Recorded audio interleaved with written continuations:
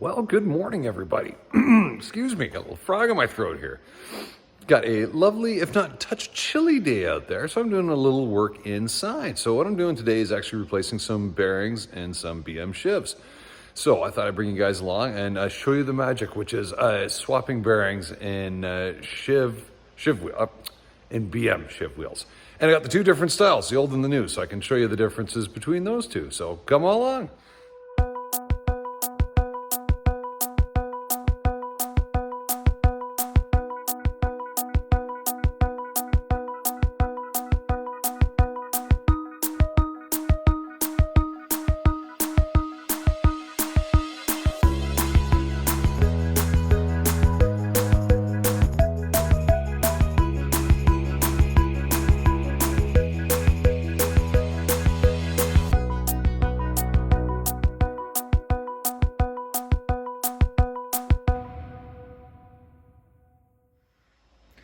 Okay, so here we got two BM sheave wheels. So over here is our first generation sheave.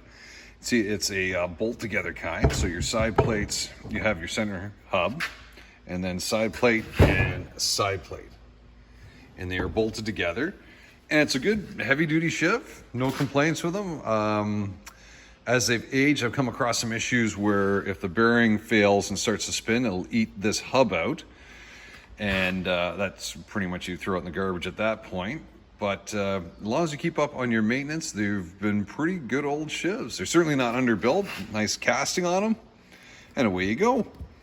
But to make things a little bit easier and safer, they went with a new style sheave. So here you are. Now on this side, of course, here's your retainer ring in here.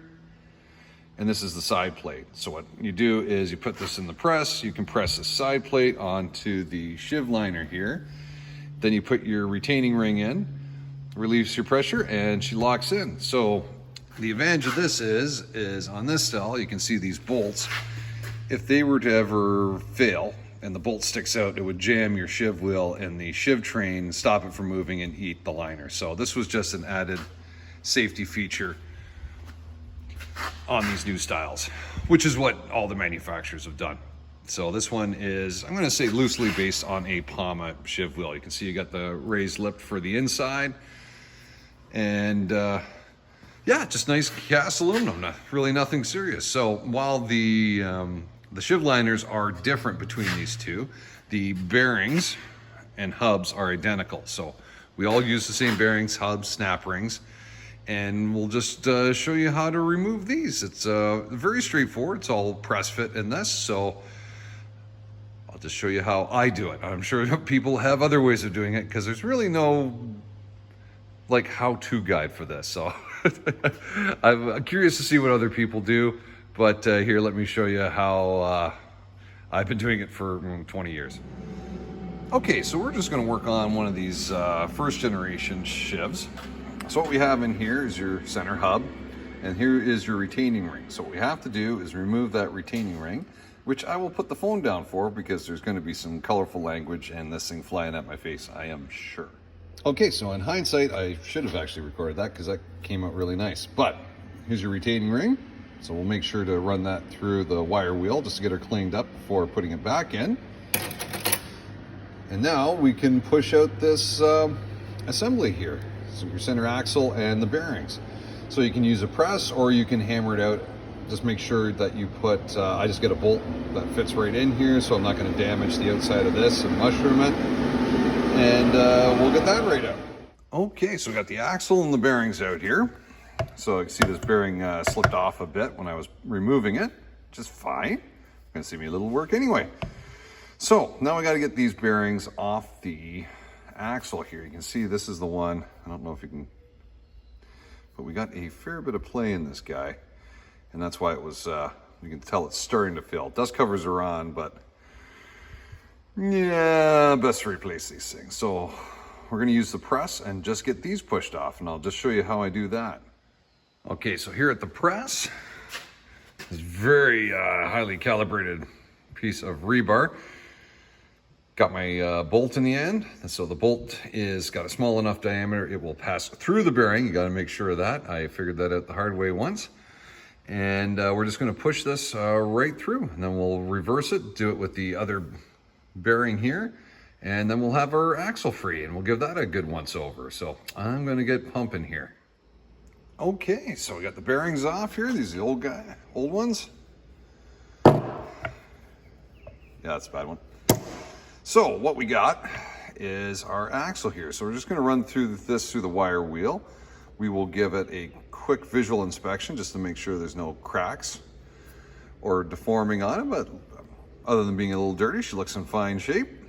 And then we'll get the new ones on. So basically just repeating the process, but we'll show you how I do that. Okay, see, I got that all cleaned up pretty nice. So what I'm doing here is just getting the bearings started here. So this will make sure I'm putting them on nice and straight. And then I'm also getting a feel for how much resistance there is. Because again, this is all, an interference fit. And what will happen is these will actually wear out over time, especially, again, if you had a bad bearing and it starts to move along the shaft. Generally, you have pretty obvious evidence of that. But I've seen it where it looks fine, but you're going to push a bearing on and it literally just slides on, and that's just not going to work. So you'll need a new axle for that.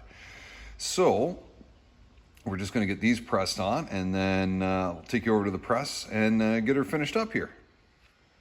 Okay, so now we got her set up in the press. So I've got my nice big socket here, which is going to press down on the outside of the race. The plates here are moved so that we're engaging on the inner race here. So we're not side loading up the bearing. And we're just going to push her down. So this will split the difference, and we will have that hopefully all installed nice. And again, I like using the vise just to get those bearings started. You don't want to get them cockeyed. That's a great way to screw up your nice new bearing. And they're not giving these things away anymore. Okay, so now we have the sheave on the vise, and what we're doing is pressing the bearings and the axle right back in. So just in case you guys need, it is a 2-inch socket. It works great for this. So again, pushing on the outer race, and we're just going to shove the whole thing down.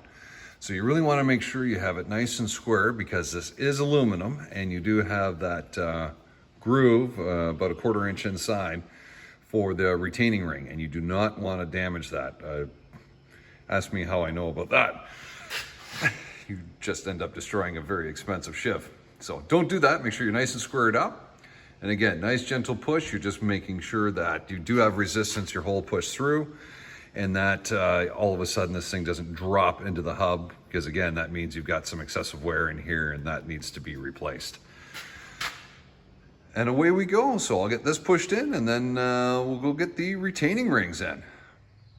Okay, so bearing is in. I already put the dust cover in, because I have seen people put the retainer ring in before putting the dust cover on, and then you get to practice taking these snap rings in and out. So make sure you got your dust cover on. It's just right here, a little chunk of plastic. I don't know if it really does a hell of a lot, but it's there to make you feel better. So you can see in here, we just got a little groove, and that's where that ring's gonna snap in. So we will put this back in, and we're gonna be done this old girl. Okay, so here we go, folks. We've got the retaining ring or snap ring back in place. Again, I'm just looking to make sure this gap is right so that we're seated in the channel, which is not gonna fall out. Then we got the other one here, and looking good. So last thing we're gonna do is just right on the side of the body, if I have a paint pen, and I do, is NB for new bearing, and then the year.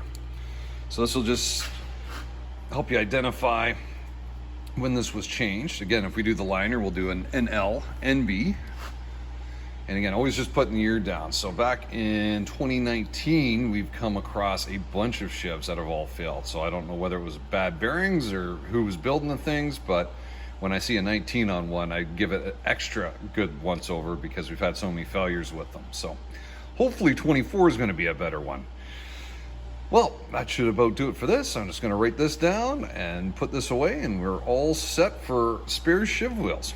Thanks everyone for watching. Hope everyone's keeping healthy and staying well, and we'll see you on the next one. Take care.